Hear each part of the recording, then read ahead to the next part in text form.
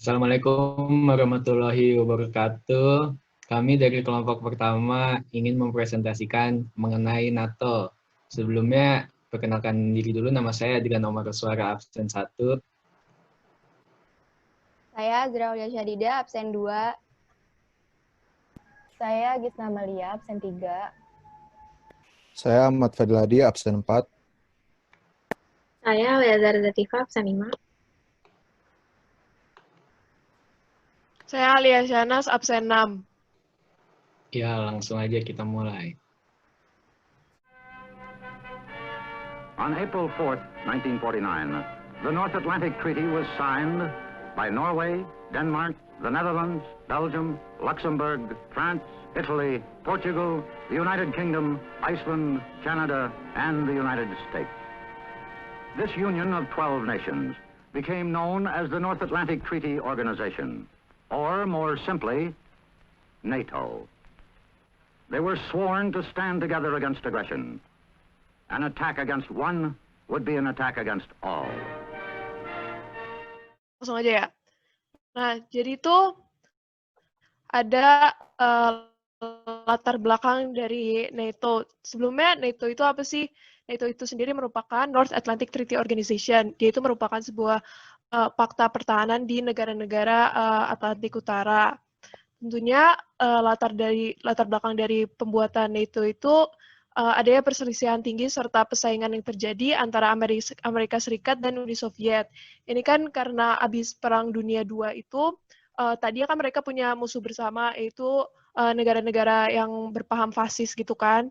Nah, tetapi setelah selesainya Perang Dunia II, itu mereka jadi bertabrakan sendiri antar ideologi mereka, antara liberalisme di blok barat dan komunisme di blok timur.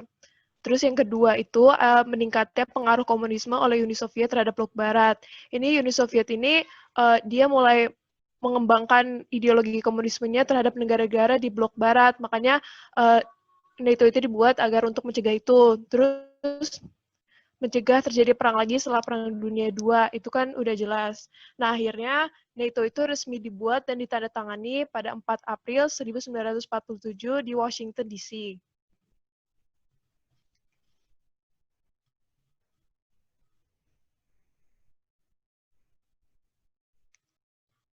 Nah, selanjutnya itu tujuan. Jadi ada dibagi 2 tujuan NATO. Yang pertama itu ada tujuan umum. Tujuan umum tuh membendung pengaruh komunis yang semakin kuat. Jadi itu dia kayak berusaha ngalahin komunis gitu, kayak ngehindarin komunis tuh jadi menyebar gitu, jadi biar negara-negara lainnya tuh menganut ideologi yang sama kayak NATO juga. Nah, itu ada tujuan resminya juga. Yang pertama, menyelesaikan sengketa dengan cara damai. Yang kedua, menghapus sengketa politik ekonomi internasional. Yang ketiga, menghindari penggunaan ancaman kekerasan yang bersifat militer dalam hubungan internasional. Dan yang terakhir adalah saling membantu dan membela negara yang menjadi anggota NATO.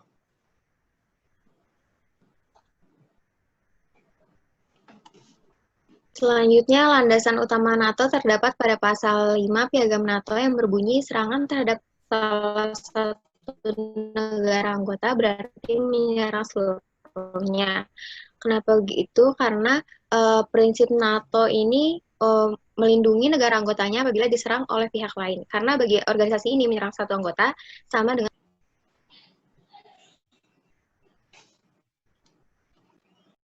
Nah, ini ada negara-negara anggota NATO.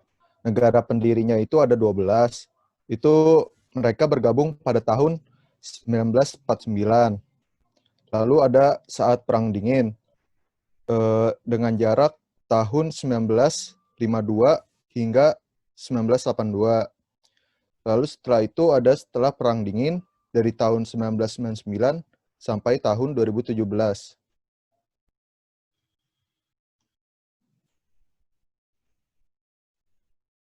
Selanjutnya ada peran NATO dalam masa Perang Dingin. Yang pertama adalah meredam pengaruh Uni Soviet yang telah menyebar di Eropa Timur seperti negara Romania, Bulgaria, Cekoslovakia, Polandia, dan Jerman Timur. Mereka khawatir mengganggu demokrasi yang ditegakkan oleh Eropa Barat. Selanjutnya ada implikasi langsung atau efek yang langsung berdampak pada persaingan teknologi persenjataan seperti nuklir dan penemuan bom atom. Selanjutnya ada mengkoordinasi sikap politik dan kekuatan militer dari AS dan negara sekutu terhadap ancaman Uni Soviet. Yang terakhir, dengan ditandatanganinya perjanjian pembentukan sebuah fakta pertahanan atau NATO, membuktikan perannya sebagai pendukung Amerika Serikat di Perang Dingin. Amerika juga membalas dengan memberikan perjanjian perlindungan.